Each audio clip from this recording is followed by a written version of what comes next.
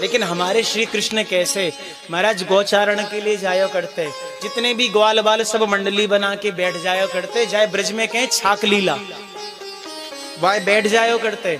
और ठाकुर जी क्या करते, ला ला ला तू का बना के लायो, तेरी मैया ने कहा दियो, मेरी मैया ने जे सामान दियो, ला ने करा कैसो स्वाद है, अच्छा तेरी मैया ने कहा दियो, ला ने स्वाद करा। वह में एक ब्राह्मण हतो जाको नाम मधुमंगल, बहुत गरीब, वह के घर में कछु है ही नहीं। एक गैया हती, वहां से जो दूध कड़के निकल जावे, वाई को उसकी मैया बेच के और अपनो काम चला लेवे जैसे। तो एक दिन ठाकुर जी ने कही क्यों रे मधुमंगल, जितने ग्वाल वाल है सब तो कछु ना कछु लेके आवे भोजन करवे को, एक तू ही है जो रोज सूखो सूखो आ जावे, ऐसा बढ़िया थोड़ी लगेगो, तू भी कछु बना के ला।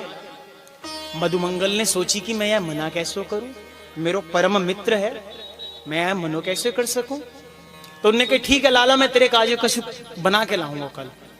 मधुमंगल गए अपनी मैया से, बोले मैया कृष्ण ने कही है कल सब छाक लीला होएगी, तो वहां में तुम कछु बना के लाइए। मैया तू बता, हमारे घर में तो कछु है ना, मैं कहा बना के ले जाऊं कि जाको खा के मेरे जो लाला है, जो कृष्ण है, वो मेरो यार प्रसन्न है जाए, ऐसा मैं कहा बना के ले जाऊं।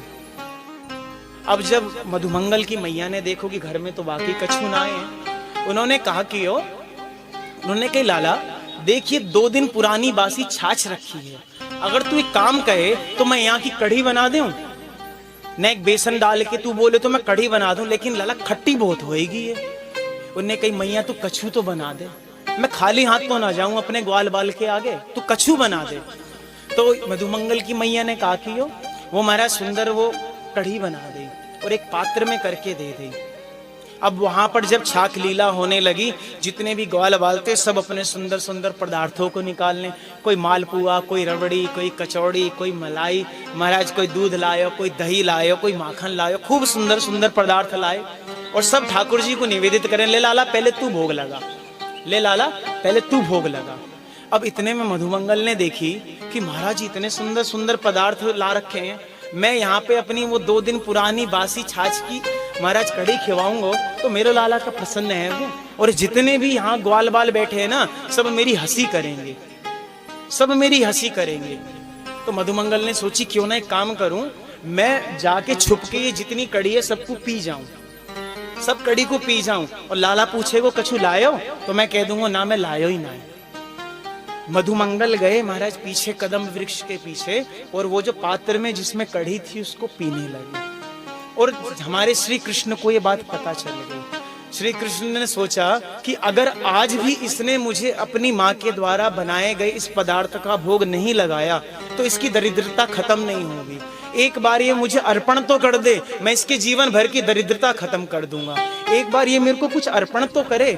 हमारे श्री कृष्ण भाग कर गए, उस समय महाराज मधुमंगल सारी कढ़ी पी चुका था, केवल उसके होठों के किनारे से थोड़ी सी बह रही थी। अरे हमारे ठाकुर जी कितने प्रेमी हैं, कितने उन ग्वाल वालों से प्रेम करते हैं। हमारे श्री ठाकुर जी ने अपनी जीभ से लगा के भाई कढ़ी को खा लिया और उसकी जन्मों जन्मों की महाराज दरिद्रता को खत्म कर दिया। ऐसो को उदार जग माही, महाराज कोई हम खा सकें कोई एक की कढ़ी, लेकिन हमारे ठाकुर जी ने वह मधुमंगल के मुख से निकसी हुई कड़ी को खा लिया। ऐसो कौन प्रेमी होएगा, कोई सुनो ऐसे भगवान को चरित्र, वो चरित्र केवल या ब्रज में ही होए महाराज। ऐसो प्रेम तुम्हें जीवन में संसार में कहीं ना मिलेगा देखने को, जैसो प्रेम इस ब्रज की भूमि पर है। सब भूमि में कोई ना कोई आकर्षण होवे, तब श्री ठाकुर जी उस भूमि में आवे। इस भूमि में कौन सा आकर्षण है, प्रेम को आकर्षण। ये भूमि प्रेम से सबको खींच लेगी अपने पास। कोई व्यक्ति आनो चाहे ना आनो चाहे, एक बार अगर धाम ने तुम्हारे ऊपर कृपा कर दी, तुम ना चाहते हुए भी महाराज यहाँ पर आ जाओगे। और अगर धाम की कृपा नहीं हुई, तुम कितने संजोग बना लो, कितनी टिकट बुक करा लो, कितनी गाड़ियां बुक करा लो, कितने होटल बुक करा लो, महाराज तुम वृंदावन में कदम नहीं रख सकते। अगर वृंदावन की सीमा में अगर एक चींटी भी घुसती है तो ये समझ लेना उसके ऊपर किशोरी जी की कृपा।